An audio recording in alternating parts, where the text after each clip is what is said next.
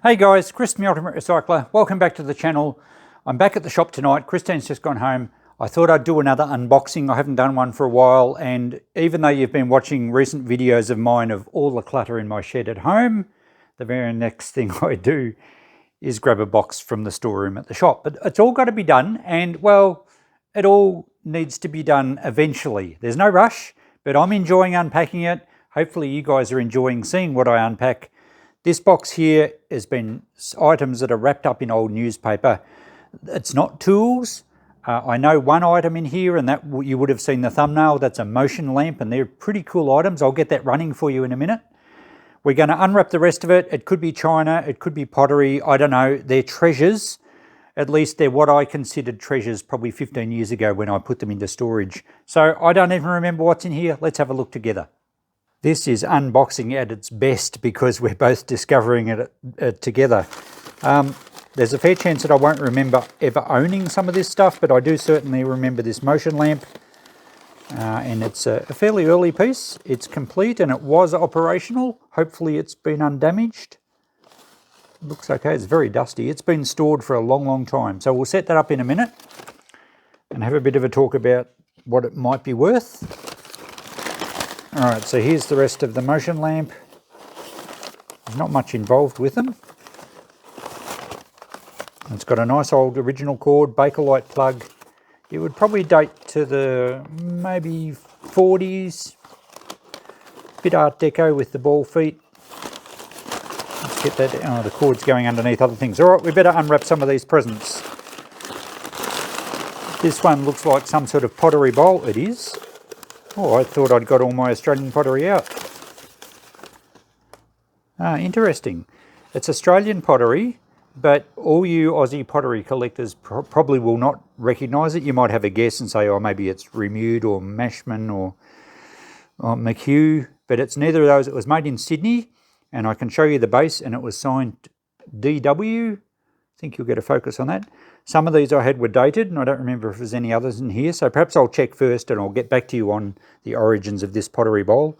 I can tell you it's 1930s. Righto, let's just chuck the newspaper. Throw it on the floor. We'll pick it up in a minute. Okay, is this another pottery bowl? It is, but it's not the same maker. Oh, I've got my code on that. Now that's Harry Memmott, something like that. If you search his name on eBay, you will find pottery examples. He often did little souvenir ware. This one's a bit unusual, with a nice sort of stripy glaze on it. Nice little bowl. I don't think it's worth a hell of a lot. It's probably more 1960s, I'm thinking. I might have to just check eBay prices on these ones, but it's a nice Australian pottery bowl. On the floor with you. Now this is a nice one. Now I'm not sure we'll get the full effect through the camera, but this would be a 1930s or 20s perhaps Depression era bowl. Pressed glass, but you may notice the vivid green colour. It's kind of a bright yellowy green. I'll just grab a torch, and not just any torch, but a UV or black light torch, and we'll see what the bowl does. How's that, hey? Absolutely glows. It's quite bright here in the shop. In a dark room, that's like a beacon. Pretty impressive how they glow. And that's because the glass was made with uranium in it. So they use various elements to change the colour of the glass while it's being made. You may be well aware of cobalt blue glass. They actually use cobalt compounds of some sort to make the dark blue. They use gold to give you the ruby red glass, and also chromium can give you a really dark green glass. And there's lots of different combinations. This one is probably a higher percentage of uranium, but I don't believe they're necessarily radioactive. But the uranium atoms actually react with the UV light, and they will in the natural sunlight as well, but of course it's so bright you don't notice the green quite so much. Let's go and find somewhere darker where we can show it off better. Okay, we're in the smallest room in the shop. You can probably guess where that is. It's very echoey, but it is quite dark. And yeah, who else has a ladder in their toilet? Anyway, let's turn this light on and have a look at this bowl in here. Whoa, that's just amazing. The camera has trouble coping with that. Isn't that beautiful? You can see why people collect it. Absolutely vivid. Now I'm holding the torch about a foot to 18 inches above it, and that just looks phenomenal. Anyway, let's go back to the rest of the box and I'll work out some values on this. I think because this glows so well, I would probably have about $50 on it. If it was just normal depression glass green, I would probably ask about $20. Okay, back to this box. We only have 3 bits left, and it looks like it's all pottery in this one except the lamp, but that's okay. Well, pottery and glass. There's another green glass piece. Now this is a different green, and you probably can pick it side by side. One's much more yellow, and even the light coming through the window, there's an element of UV light in normal sunlight, and depression glass green just doesn't quite glow the same as uranium glass. However, because this piece is in the box, I suspect this does glow a little bit. We'll just try it. We do have a glow. I won't bother going back to the dark room, but it does glow, so it is still classed as uranium glass, but it's not as vivid as the other piece. So value on this, I would probably put about 25 on this. Much more common than the other one. It's probably Australian made, and it's probably about 1930s again, but it's not as vivid as the other one and not as impressive. Oh, we have another extra parcel in here. This feels like pottery. Oh, it's an ashtray. All right, so that's souvenir of the Olympic Games 1956 in Melbourne. It's been well used. The cigarettes have actually leached tar into the pottery through the glaze, but it's undamaged otherwise. Hoffman, Australia. Hoffmans were a pottery in Melbourne. I think around Coburg or Brunswick area. They were well known for making a lot of earthenware stuff like chimneys and sewer pipes and that sort of stuff right through the early 1900s. This one obviously is not that old, 1956 Melbourne Olympics. That's collectible, well, because it's Australian pottery, but more collectible because it's a Melbourne Olympic souvenir. I would have to check eBay, and it does have the damage, but I would expect that's probably a $25 to $30 ashtray. Now this one is another pottery piece, and it's, oh okay, I don't know this, it's a basket weave lorry fluss, handmade. These yellow stickers are just my code from where I bought them from. It's still got the original sticker on it.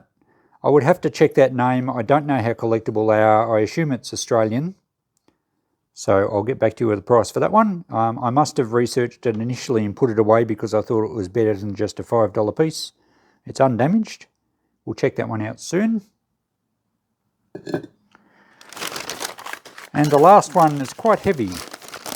So I don't know if this is pottery or not. No, it's not. Okay. Now, there's a couple of just modern glass marbles, and the reason they were there, I remember having these in my house years ago. Even though they're modern, they are uranium glass, and that's why I kept them. They look absolutely awesome in a cabinet with a black light shining, but they're not worth a great deal. They're quite modern. They're just a curio, really. This other piece though, who knows what it is? I probably should have saved this for the mystery objects video. In fact, you know what? I will. I'm not going to tell you what this is. Value wise, it's a bit chipped on that corner. I might put $10 on it. The only clue I'll give you is they came in a set of 4. All right, let's put this lamp together and I'll show you how it works. Okay, let's have a look at this motion lamp. Now it's made by Econolite, I think it says, and it's got a date here. They're made in the States, mid-1950s. This one's dated 1957. There are reproductions around, but this is a genuine original. And you can see the details in there. 1957, I think you can see that. Econolite Corp, printed in USA. And what it does is it gives the effect of motion with being a lamp. Now, the secret is in this inner piece that has a fan, and you'll probably work out how it actually operates, but hot air from the globe rises, convection, And as it rises past the fan blades, because there's minimal friction, it's only on a pinpoint, the centre part starts to spin. And what that does is it gives you the moving scenery behind whatever the picture is on the outside. In this case, we've got cars, so let's put it over the top. It is a little bit warped from heat, but I think it will still fit over here. So I guess you shouldn't use too hot a globe. And there we go. You can see the backdrop gives the effect that the car's travelling along a road. That's picturing a 1914 Stutz Bearcat. I guess that's an American car on the other side, and we're going to muck up the flow of the thing if we bump it around too much. The other side we have a classic Model T Ford. And you can see we just have the impression that the car's travelling along. The background isn't so vivid on this one, maybe it's faded. But that's exactly what they call a motion lamp, 1950s Art Deco, American made, with an internal drum that spins by convection. Pretty cool, hey?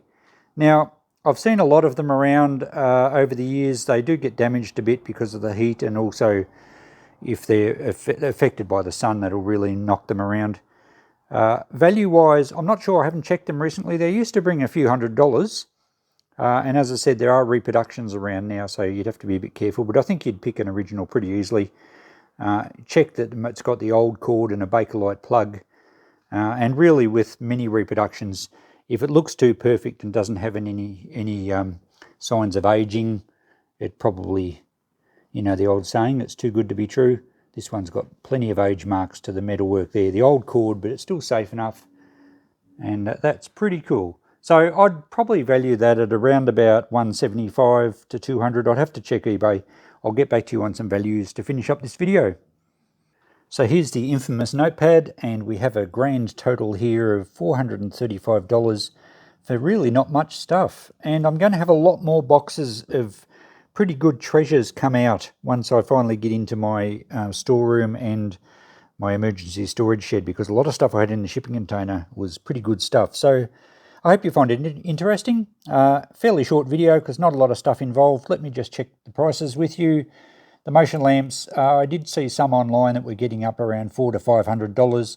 I think some of the sceneries are more valuable than others, and this one wasn't in perfect condition because the background scenery has faded a bit and the whole shade has warped a little.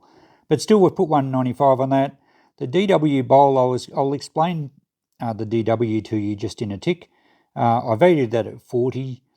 I checked the Harry Mehmet bowl on eBay. There's quite a lot of them asking, quite a lot of sellers asking big prices, but nothing was selling. So I think 35 is a reasonable amount for 60s Australian pottery. The uranium glass bowls were pretty well as described. The Olympics Hoffman ashtray, I could not find any, even through Google Images. I reckon I've seen one of those sort before, but obviously they're a little scarce. They're not as common as some of the other Olympics ashtrays. So I'll just put a figure of 45 out of the air. It's in a cabinet in the shop. It might sit there for a long time. It might sell straight away and I'll be cursing it I didn't put a higher price, but I think that's around about what it's worth. I did find some lorry fluss stuff, and it was all that same basket weave type pattern. Again, some eBay sellers were asking quite a lot. I went for $30. I think that's a reasonable price for it. And the mystery objects, which we'll talk about in a future video, $10. So not a bad return from one very lightly filled box. Okay guys, I hope you enjoyed that. If you can be bothered listening, let me just tell you a little story about that pottery with the DW mark on it. And if you're an Australian pottery collector, you may find some pieces, particularly around the Sydney area, and there's nothing on the web anywhere about that. The only reason I know is I bought them off a lady, local lady. She's since passed away. She lived till about 98, and I helped her clean out her house about 15 years ago. Lovely lady, and she told me the story. Her name was Dorothy, and her mother's name was Dorothy. And apparently the firstborn daughter traditionally got called Dorothy. Now, her mother, back in the 1930s, in the Depression era, lived in Sydney and was an avid potter. So I've had quite a lot of her pottery, and I've sold most of it. It resembles, if you're into pottery, it resembles Harvey School. It's a little bit crude. There was different designs. Some were Art Deco, some were more flowing. The one you saw here was a typical Australian bush green type colour. Really nice stuff. Definitely 1930s, but never commercially made. So it probably won't command the same prices as some of the more valuable commercially made stuff like John Campbell and Tasmania and some of that stuff. Rare pieces can bring big money. So there you go. It came through her family. She said a lot of the family members used to get pottery pieces for Christmas and birthdays back in the mid 1900s. So if a piece turns up at a market and you see DW, you know it stands for Dorothy Willett. And yeah, there you go. A bit of Australian history, albeit never commercially made. So there you go. That finishes that story. Thanks for watching, guys. There's going to be some interesting boxes coming along soon. I'm going to try and up the tempo on the unboxing. As you saw in my recent videos, I've got lots of stuff to go through. So I hope you enjoy it. Catch you next time. Bye for now.